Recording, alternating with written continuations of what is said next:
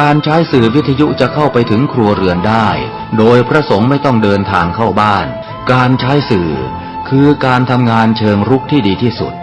การรอให้คนเข้าวัดแล้วจึงแสดงธรรมเหมือนแต่ก่อนนั้นอาจจะสายเกินไป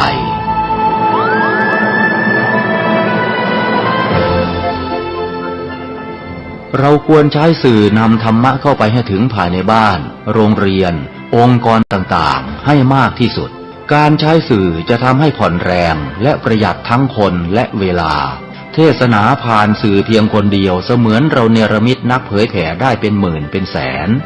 นักเผยแผ่นั้น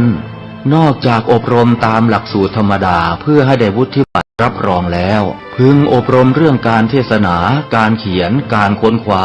ซึ่งอาจจะเป็นเรื่องเฉพาะตัวแต่ก็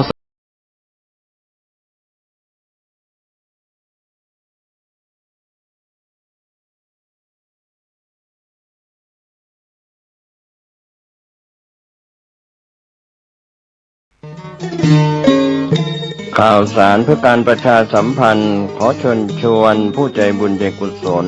ร่วมทำบุญทอดผ้าป่าสามัคคีประจำปีพุทธศักราช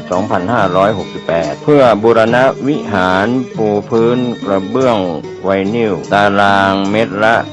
699 บาทจำนวน 150 ตารางเมตรทำโครงเหล็กป้องกันนกรอบวิหารราดพื้นเททรายล้างหน้าวิหารราวบันไดเหล็กสแตนเลสทาสีรอบวิหารเปลี่ยนระบบไฟฟ้าปรับปรุงทัศนียภาพวิหารบูรณะปฏิสังขรณ์ถาวรวัตถุภายในวัดทอดถวายณวัดดอนตันตำบลเหมืองแก้วอำเภอแม่ริมจังหวัดเชียงใหม่ตรงกับวันเสาร์ที่ 1 พฤศจิกายนพุทธศักราช 2568 ช่วงเช้า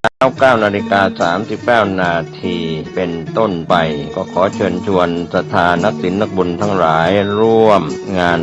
บุญทอดผ้าป่าสามัคคีครั้งนี้เพื่อบูรณะวิหารปูพื้นกระเบื้องไวนิลรวมไปถึงทำโครงเหล็กป้องกันนกรอบวิหารราดพื้นเท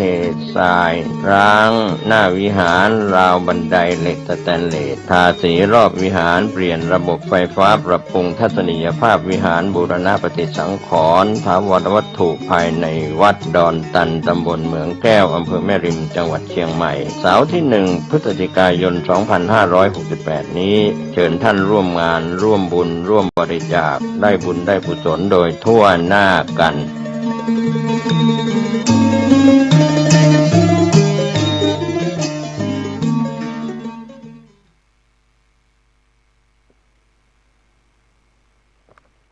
พุทโธเมนาโถพระพุทธเจ้าเป็นที่พึ่งอันประเสริฐ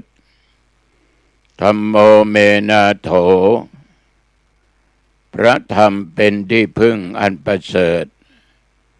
สังโฆเมนาโถพระสงฆ์เป็นที่พึ่งอันประเสริฐนะโมตัสสะภะคะวะโตขอนอบน้อมแด่พระผู้มีพระภาคเจ้าพระองค์นั้นอรหัตโตซึ่งเป็นผู้ไกลจากกิเลสสัมมาสัมพุทธัสสะ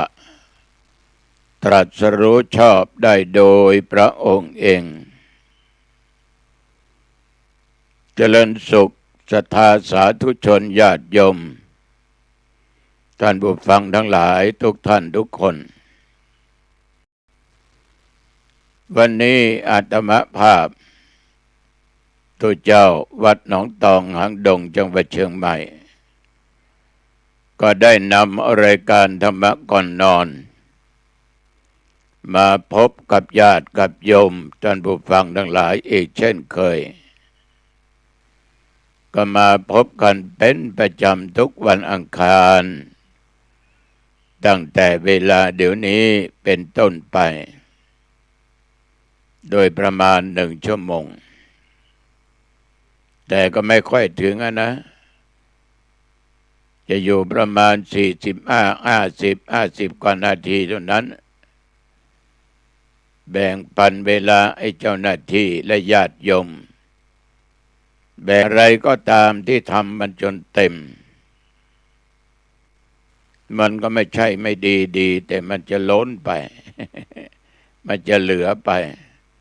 มันจะอึดอัดเพราะมันเต็มแต่มันน้อยหย่อนจนเกินไปก็ไม่ดี มันหลวม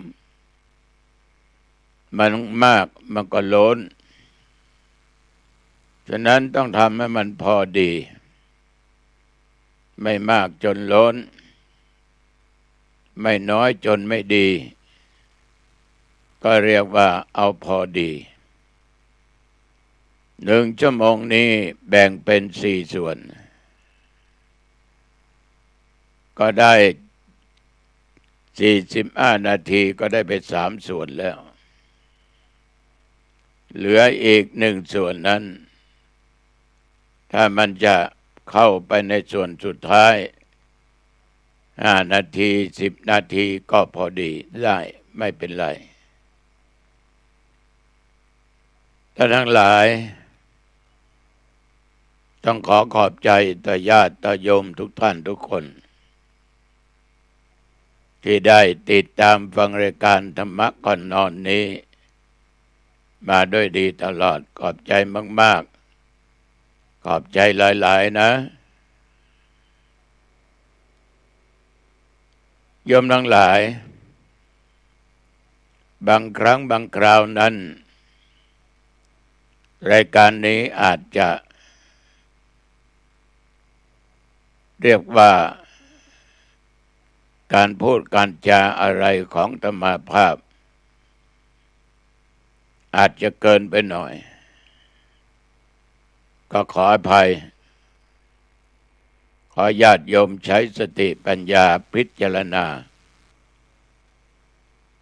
แต่อาตมาก็คิดว่าไม่เกินนะคำพูดบางคำไม่ไปเจาะใจดำของใคร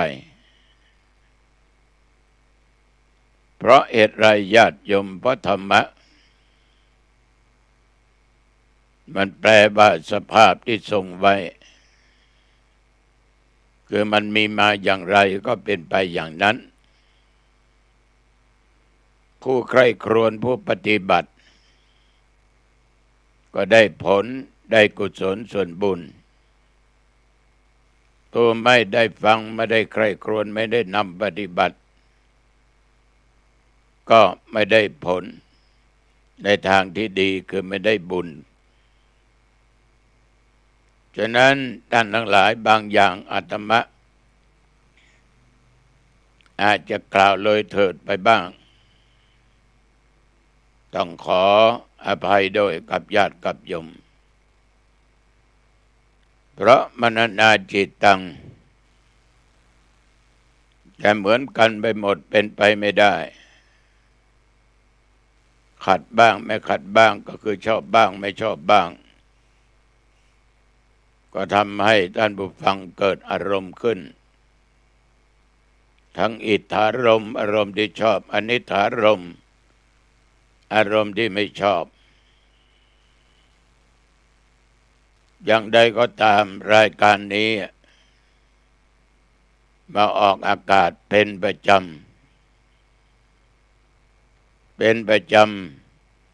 ณทางสถานีวิทยุขึ้นพระพุทธศาสนาประเพณีวัฒนธรรม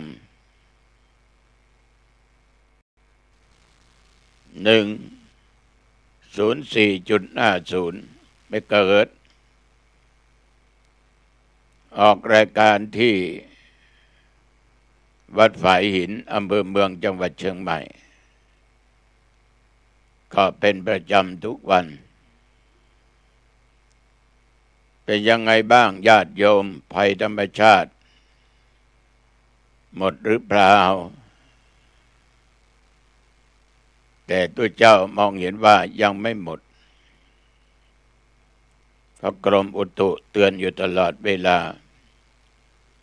ไม่ตกน้อยก็ตกมากบางแห่งบางที่นั้นมีทั้งฝนทั้งลมน้ำก็เยอะลมก็แยะทำให้เดือดร้อนน้ำท่วม ไร่นาก็ดีบ้านก็ดีสิ่งปลูกฝังผลต่างก็ดีลมมาก็เอาต้นไม้กิ่งไม้หักหลังคาปลิวว่อนฝนก็ตกหนักก็ปีนี้ก็เกิดขึ้นหลายครั้งก็ไม่ใช่เพียงแต่ภาคเหนือเรามีเกือบทุกภาคก็ไม่ใช่เพียงแต่ประเทศไทยต่างประเทศก็มีหลายประเทศด้วยกันที่เจอมรสุมอย่างนี้ฝนตกน้ำท่วมไฟไหม้ลมแรงดังที่เราจะเห็นข่าวออกทางสถานีโทรทัศน์หรือตามสื่อต่างๆก็มันเป็นเรื่องของธรรมชาตินะโยมนะเราก็ไม่สามารถจะไปห้ามมันได้บางครั้งนี่มันก็น่าคิดเหมือนอาตมาภาพมาเทปที่เชียงใหม่ในเมืองไม่มีฝนตกแดดจ้าเข้าเขตอังดงก็ยังไม่มีฝนตกแต่เลยมหาลัยน็อตเข้าเขตตำบลหานแก้วฝนตกผ่านวัดหานแก้ววัดศรีสว่างไปถึงบ้านต้นโชค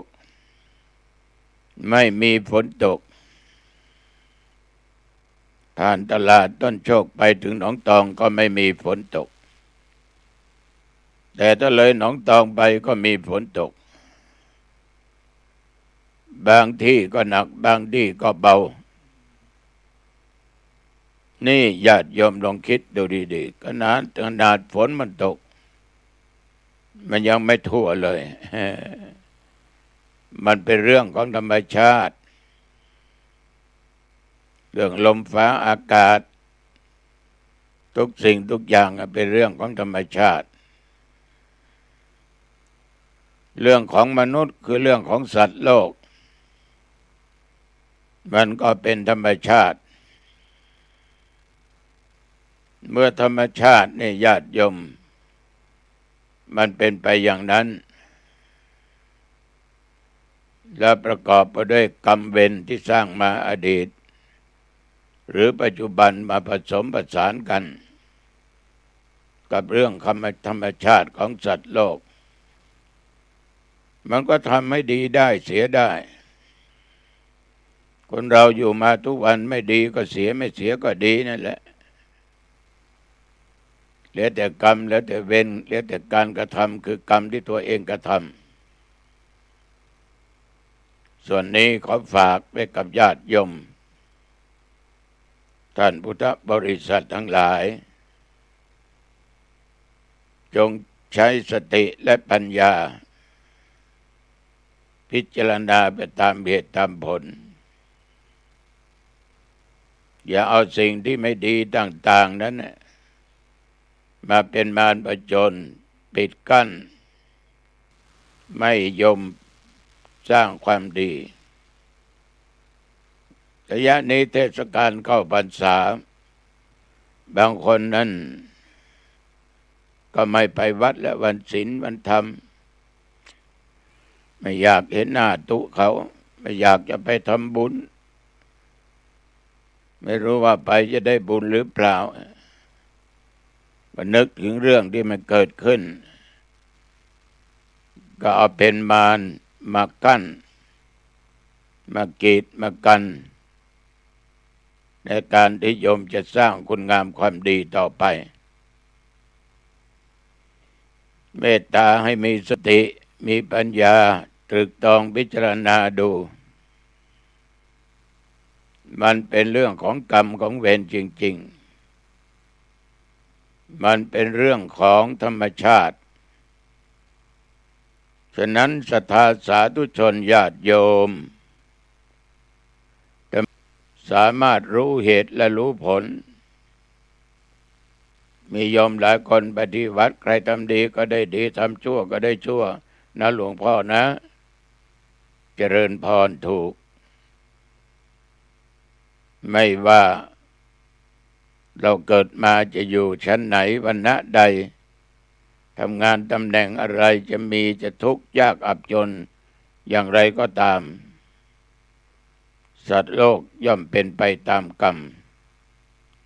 กัมมุนาวัตติโลโกสัตว์โลกย่อมเป็นไปตามกรรมฉะนั้นเมื่อเรายังมีชีวิตอยู่นี้ไม่ต้องไปสนใจสิ่งไม่ดีนะและประการสำคัญอย่าให้ได้เกิดกับตัวเองรู้ว่ามันไม่ดีเราก็หลีกแต่อย่าเอาเป็นปัจจัยเอาเป็นมารมากั้นขวางในการทำคุณงามความดีของญาติของโยมขอฝากไว้ให้ญาติโยมทั้งหลายนำไปคิดนำไปพิจารณาที่ธรรมภาพนำมาพูดในรายการธรรมะก่อนนอนก็เพราะมีญาติโยมถามตัวเจ้าน้องตองเยอะไปเทศที่ไหนไปงานอะไรเจอกันก็มักจะถามบางคนนั้น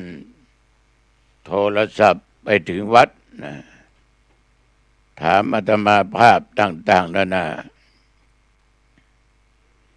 เราวกมาเรื่องตัวเองดีกว่าญาติโยม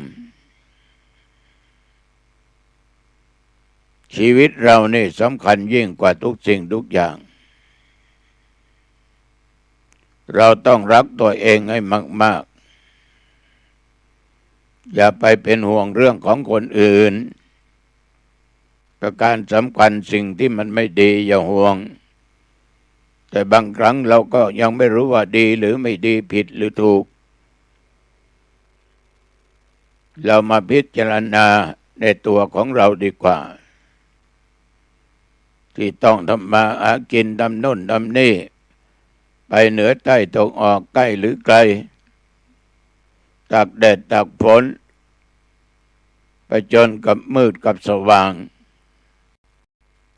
หาทางก็ฝืดเคืองบางวันก็รายจ่ายมากกว่ารายรับบางด้านก็เป็นหนี้เป็นสินเรามาคิดสิ่งเหล่านี้เพื่อยังชีวิตของเราได้ต่อสู้อยู่ต่อไปท่านทั้งหลายดูแลขันธ์ห้าไว้ดีๆที่มีในร่างกายของคนเราสรีระของคนเรารูปเวทนาสัญญาสังขารและวิญญาณขันธ์นี่มันเป็นกองนะเป็นห้ากองด้วยกันเป็นห้ากองด้วยกันรูปก็คงเป็นรูปอะไรมาทำให้เป็นรูปเป็นร่างขึ้นมามันก็ต้องมีสิ่งประกอบมันต้องมีสิ่งประกอบจึงเป็นรูปร่างเหมือนกับเราจะทำอาหารสักอย่างหนึ่งสมมุติว่าแกงแคมีวัตถุดิบอย่างเดียวจะว่าแกงแคไม่ได้มีเนื้อไก่ทำอะไรทำแกงแคไม่มีอะไรมาผสมผสานก็เป็นไปไม่ได้มันต้องมีผักมีถั่วมีเห็ดมีพริกมีเกลือมีกะปิมีอะไรหลายประการผสมผสานกันแกงแล้วให้มันสุกก็เอามาทานมากินกันนี่คืออะไรแกงแคเนื้อไก่แกงแคเนื้อหมูแกงแคเนื้อวัวเนื้อควายว่ากันไป ฉะนั้นของชนิดเดียวจะเป็นแกงแคไม่ได้ เรื่องของรูปที่เราเดินไปเหนือใต้ตกออกได้พูดได้คูเหยียดได้เพราะรูปมีองค์ประกอบอยู่สี่นั่นก็คือดินสิ่งที่มันเข้มข้นอยู่ในร่างกายที่สมมุติขึ้นมานี้ตั้งแต่ผมขนเล็บฟันหนังเนื้อกระดูกอาหารใหม่อาหารเก่าลำไส้ใหญ่ลำไส้น้อยทุกสิ่งทุกอย่างในร่างกายที่เป็นของเข้มข้นนั่นก็เป็นธาตุดินเรายังมีธาตุดินถ้าไม่มีธาตุดินนี่ขันธ์เหล่านั้นก็อยู่ไม่ได้คือธาตุดินแล้วก็มีลมในร่างกายของคนเราลมขึ้นเบื้องสูงลมลงเบื้องต่ำเมื่อวานนี้ธรรมาภาพธาตุลมจะแรงได้หลายนาทีเกือบชั่วโมงนะทานอาหารลงไปฉันข้าวลงไปมันไม่อยากจะลงพอลมมาขึ้นต้อนลมในไส้ลมในท้องก็ต้องทานยาขับลมถ้าไม่มีมันเราก็ตายมันมีไม่ใช่ที่ไม่ใช่ท้องไม่ใช่ทางของมันก็ทำให้เรานั้นเกือบตายได้ถ้าในท้องในไส้ในร่างกายเหล่านี้ไม่มีธาตุลมพ่อแม่พี่น้องญาติโยมเราก็คงจะก้าวเดินไปที่ไหนไม่ได้ก็เป็นกองหนึ่งในธาตุสี่ในธาตุทั้งห้าขันธ์ทั้งห้า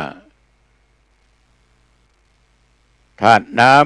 ำมีความอิ่มเอิบเราจะขาดธาตุน้ำไม่ได้น้ำในข้อในกระดูกน้ำมูกน้ำลายน้ำเหลืองน้ำอะไรจิปะทะ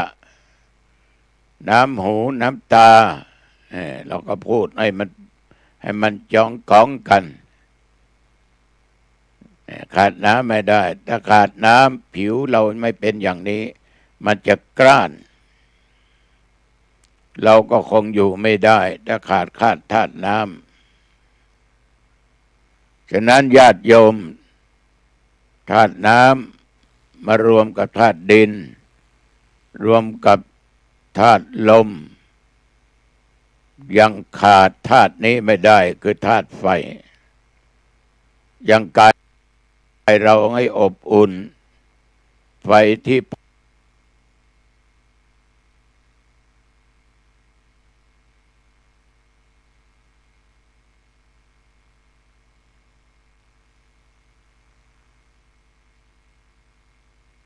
ผาผลาญอาหารที่มันดิบสุกคนที่ไม่มีธาตุ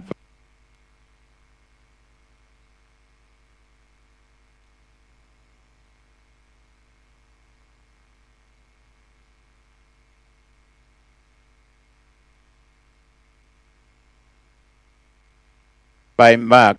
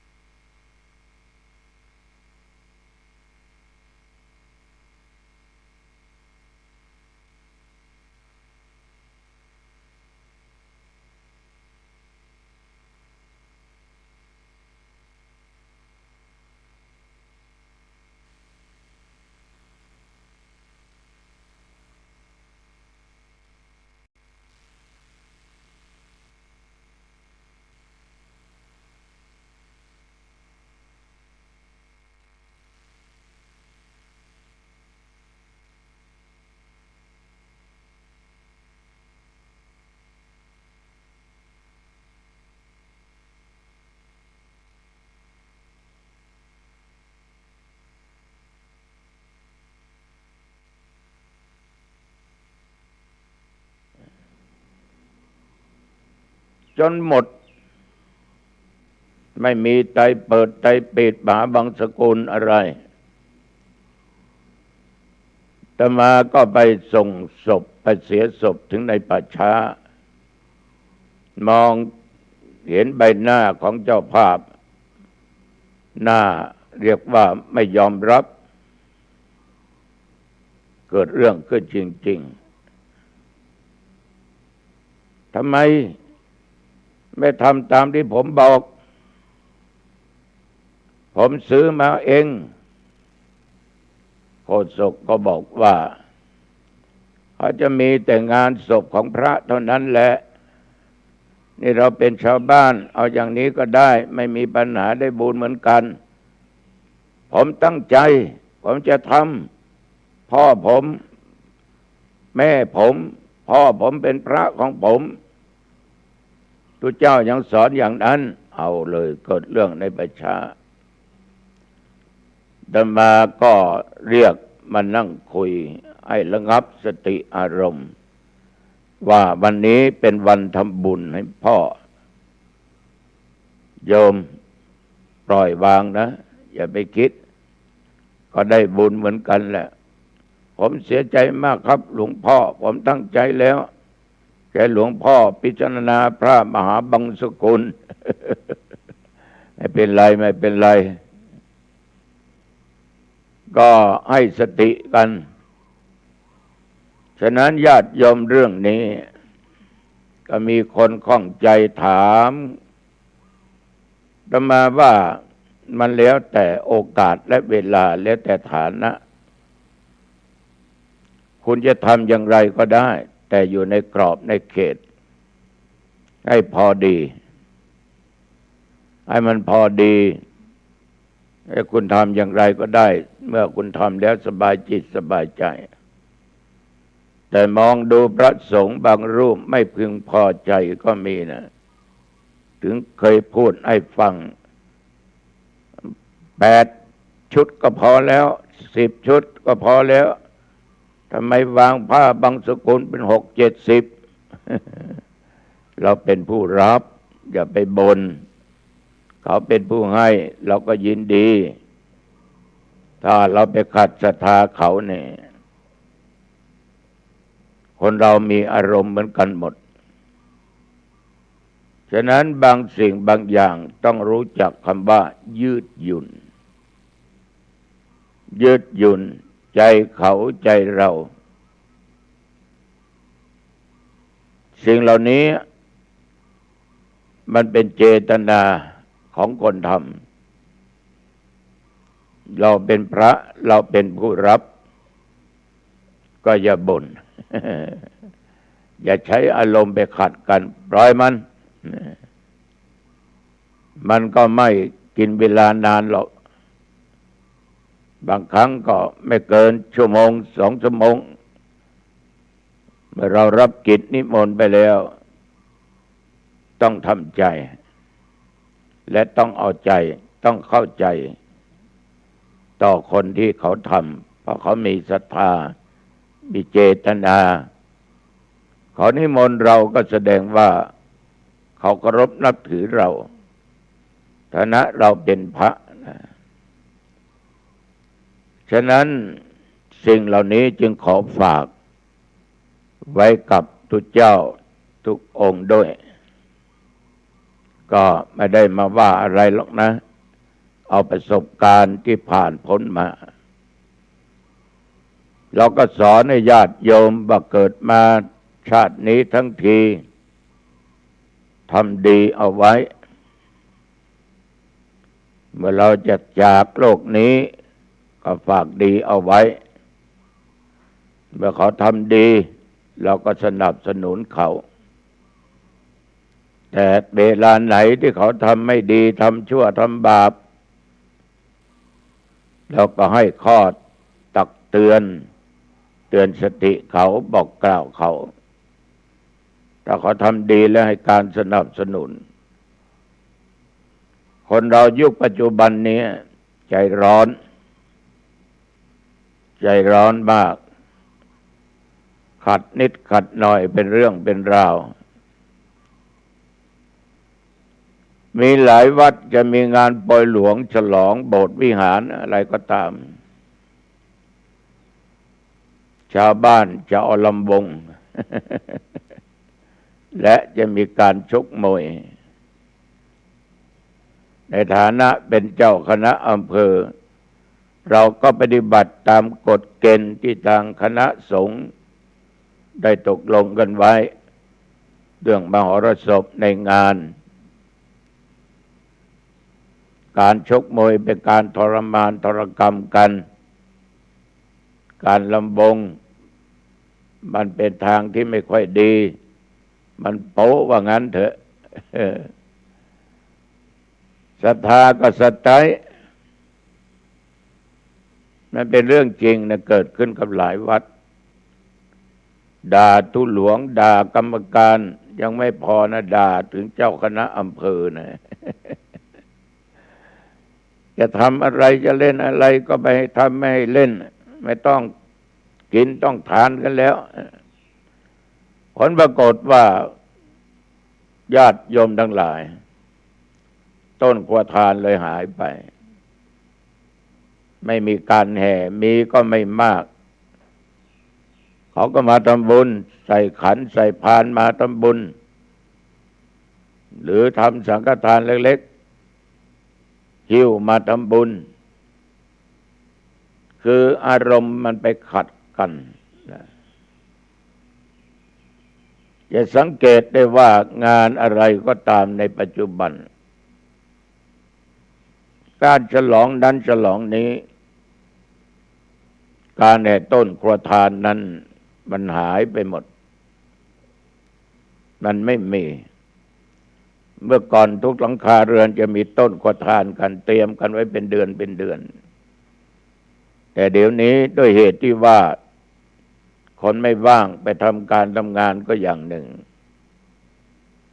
สองเราเคยขัดใจกันในเรื่องมหรสพแม้จะทำบุญอะไรก็ตามต้องหาวันหยุดวันเสาร์วันอาทิตย์วันที่เขาหยุดเพราะชาวบ้านเดี๋ยวนี้ต้องทำมาหากินต้องรู้จักการรู้จักเวลาหลังๆผ่านมานี่ก็เลยบอกว่าคุณไม่ต้องมาขออนุญาตกับฉันหรอกคุณจะชกมวยคุณจะลำวงจะเล่นลิเกจะมีซอมีไรดนตรีสุดแล้วแต่คนขอมอบให้เป็นของชาวโลกของคนบ้านมีผู้ใหญ่บ้านมีกำนันมีเจ้าหน้าที่ทหารตำรวจมีอสม.เรามีตำรวจบ้านเราต้องรับผิดชอบด้วยกันดูแลด้วยกันอย่าให้งานมันเกิดเรื่องถ้าเป็นเรื่องฆ่ากันตายทำร้ายร่างกายกันมันก็เดือดร้อนอาตมาไม่เดือดร้อนหรอกอาจจะถูกตำหนิจากพระผู้ใหญ่ทำไมไม่ห้ามตอนนั้นเองนะไปคุกไปติดคุกติดตารางก็โยมนั่นแหละก็เลยปล่อยวางตรงก็เห็นว่าเขาก็ทำกันบ้างไม่ทำกันบ้างคนก็ไปทำบุญกันเยอะนะเอามันมีลำวงนะมันมีมวยไปทำบุญกันเยอะเห็นคนเยอะคนไปร่วมการร่วมงานโอ้ตุลุงบ้านมีมวยเนอะมีลำวง